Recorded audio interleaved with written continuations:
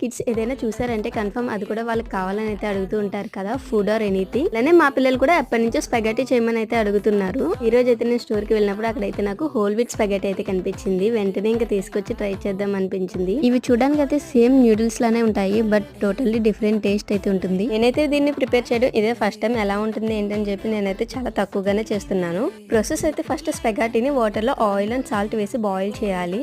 నేనైతే కిడ్స్ కి ప్రిపేర్ చేస్తున్నాను కాబట్టి స్పైసెస్ అనేది ఏమీ వేయలేదు ఎక్కువ. Just onion, garlic, carrot and beans అయితే కొంచెం బాగా ఫ్రై చేసిన తర్వాత అందులో టొమాటో ప్యూరీ కూడా వేసి బాగా మగ్గించాను. ఆ తర్వాత మనం బాయిల్ చేసుకున్న స్పెగటీని వేసి salt, pepper and mixed herbs కూడా వేసి మిక్స్ చేసుకోవడమే. ఫైనల్గా మన స్పెగటీ అయితే రెడీ అయిపోయింది. చూడడానికి అయితే చాలా కలర్ఫుల్గా బాగుంది కదా, బట్ టేస్ట్ అయితే ఓకే ఉంది. నాకైతే అంత పెద్దగా ఏం నచ్చలేదు. దానికన్నా పాస్తా అయితే చాలా బాగుంటుంది అనిపించింది.